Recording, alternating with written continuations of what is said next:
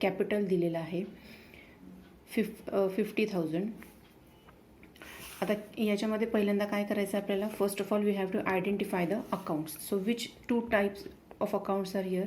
इथे अकाउंट्स आहे, एक कॅपिटल अकाउंट आहे, कारण हे बिझनेसमननी भांडवल दिलेलं आहे, म्हणजे त्याचं आपण कॅपिटल अकाउंट काढणार आहोत, म्हणजेच ते असणार आहे पर्सनल अकाउंट बिझनेसमनचं. आणि दुसरं अकाउंट आहे कॅश. कॅश हे काय आहे, कॅश हे रिअल अकाउंट आहे, राईट. रिअल अकाउंटचा रूल काय आहे, रिअल अकाउंटचा रूल आहे डेबिट व्हॉट कम्स इन, म्हणजे याला डेबिट द्यायचं आहे. आणि पर्सनलचा रूल आहे debit the receiver, credit the गिवर. आता हा रिसिवर नाही आहे तर हा गिवर आहे, बरोबर ना. बिझनेसमॅन हा गिवर आहे म्हणून त्याला क्रेडिट द्यायचं. मग याची एंट्री अशी होणार आहे, first cash account debit 50,000 to capital account 50,000 being business started with cash. This was the first entry. Now second transaction will be purchase goods on credit from नवीन ₹10,000. आता याच्यामध्ये 2 अकाउंट्स कुठले येणार आहेत, क्रेडिटवरती परचेस केलेत गुड्स, उधारीवरती गुड्स परचेस केलेले आहेत. कोणाकडनं, नवीनकडनं. नवीन हे पहिल्यांदा आपल्याला कुठल्याही जर्नल एंट्रीजमध्ये 2 अकाउंट्स आयडेंटिफाय करायला लागतात. याच्यामध्ये नवीनचं एक अकाउंट आहे आणि परचेस गुड्स म्हटलं आहे, मी मागच्या व्हिडिओमध्ये पण सांगितलं आहे, गुड्स जेव्हा येतं तेव्हा आपण परचेसेसचंच अकाउंट ओपन करायचं आहे. Whenever there is purchase of goods we have to open purchases account, right.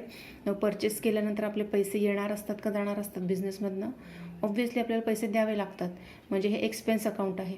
मग एक्सपेन्स अकाउंट म्हणजेच कोणतं अकाउंट येईल इथे, एक्सपेंडिचर आहे म्हणजेच येईल नॉमिनल अकाउंट. नॉमिनल अकाउंटमध्ये एक्सपेन्सेस आपण डेबिट करतो. आणि हे पर्सनल अकाउंट आहे, पर्सनल अकाउंटमध्ये जो रिसिवर आहे त्याला डेबिट देतो आणि क्रेडिट द गिवर देतो. आता purchase goods on credit from म्हणजे याने पैसे, याने गुड्स दिलेले आहेत, ही इज द गिवर, राईट, म्हणून याला क्रेडिट जाईल. आपला पर्सनलचा रूल काय आहे, क्रेडिट द गिवर ना, म्हणजेच हा क्रेडिटर आहे, म्हणजे हा क्रेडिटला जाईल. ह्याचे एंट्री काय होईल, परचेसेस अकाउंट डेबिट टू नवीन,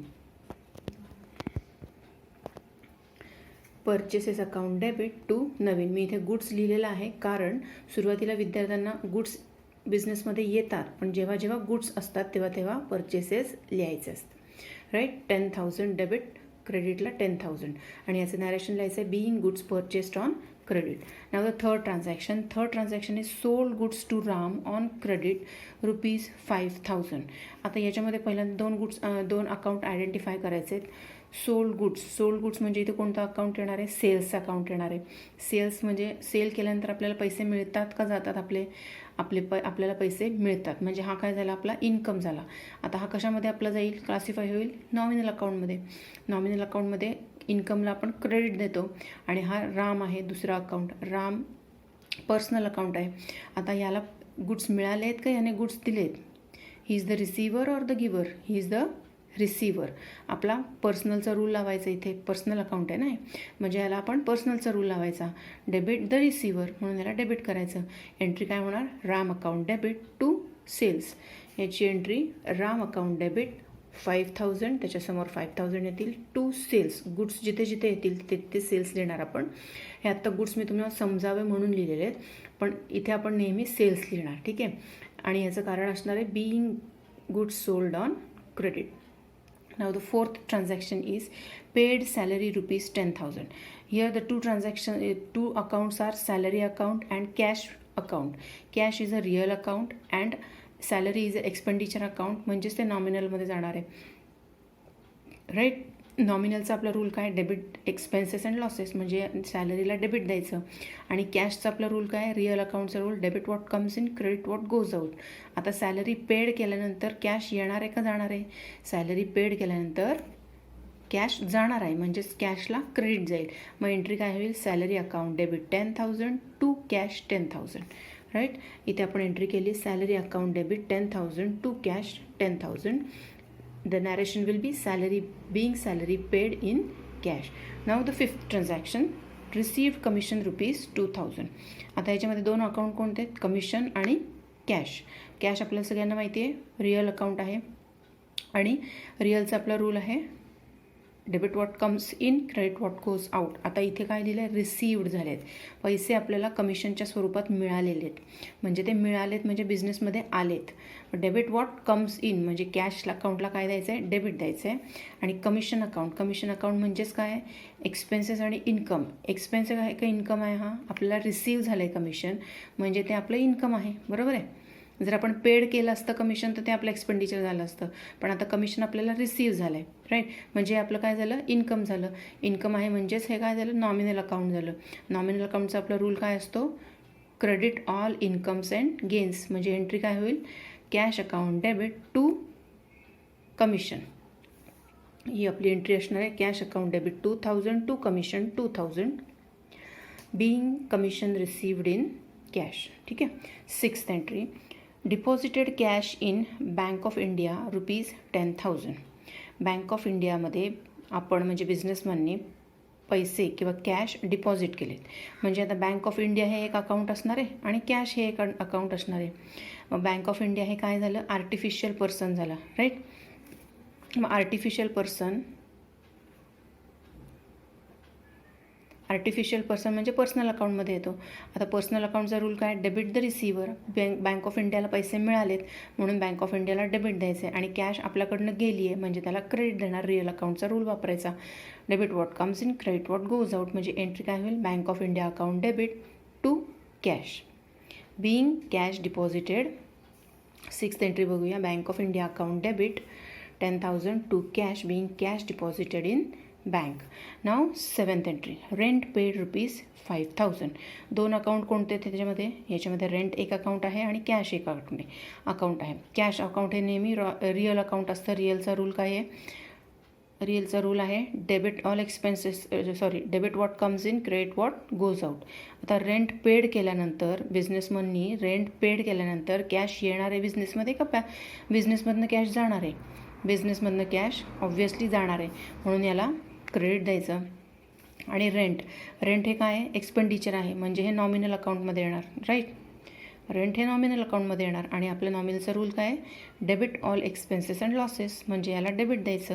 म्हणजे याची 7th एंट्री काय होईल, rent account debit 5,000 to cash 5,000. Narration will be being rent paid in cash. Now the 8th transaction, purchase furniture on credit from Sita. सीताकडून उधारीवरती फर्निचर घेतले. यातले 2 अकाउंट कोणते आहेत, सीता आणि फर्निचर. फर्निचर हे ॲसेट आहे म्हणजेच ते कोणतं अकाउंट असणार आहे, रिअलचा अकाउंट असणार आहे. आणि रिअलचा आपला रूल काय आहे, डेबिट वॉट कम्स इन. आता परचेस केल्यावरती फर्निचर बिझनेसमध्ये आलेलं आहे म्हणून आपण त्याला डेबिट दिलं. आणि आता हे क्रेडिटवर घेतलेलं आहे म्हणजे सीताला काय करायचं आहे, पर्सनल अकाउंट आहे सीताचं, सीताने दिलेले, सीता इज द गिव्हर म्हणून तिला क्रेडिट द्यायचं आहे. पर्सनल अकाउंटचा rule, debit the receiver, credit the giver म्हणून सीताला क्रेडिट द्यायचं आहे. Entry will B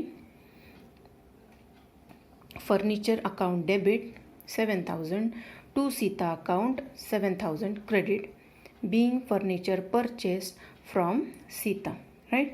Now the 9th entry will be 9 transaction is sold machinery on credit to Ramesh ₹1,000. Machinery रमेशला सोल्ड केली. इथे कोणते 2 अकाउंट्स आहेत, मशिनरी अकाउंट आणि Ramesh account. Ramesh is a personal account and he is the receiver, so we will debit Ramesh account. आणि इथे आपण बघायचं इथे सोल्ड मशिनरी सोल्ड केली आहे म्हणजे इथे आपण मशिनरीच अकाउंट ओपन करणार आहे, सेल्स अकाउंट ओपन करणार नाही आहोत. इथे काय लिहिणार आहोत, मशिनरी ही रिअल अकाउंट असल्यामुळे credit debit what comes in, credit what goes out. आता ही मशिनरी बिझनेसमधनं गेलेली आहे म्हणून याला मशिनरीला क्रेडिट करणार आपण. आणि याची एंट्री अशी असेल, रमेश इज द रिसिव्हर म्हणून त्याला डेबिट 1,000 आणि टू मशिनरी म्हणजेच credit 1,000 being machinery sold on credit. Now the 10th entry will be withdraw cash from Bank of India ₹2,000 for personal use. Personal use म्हणजे काय, हे ड्रॉइंग्ज आहेत.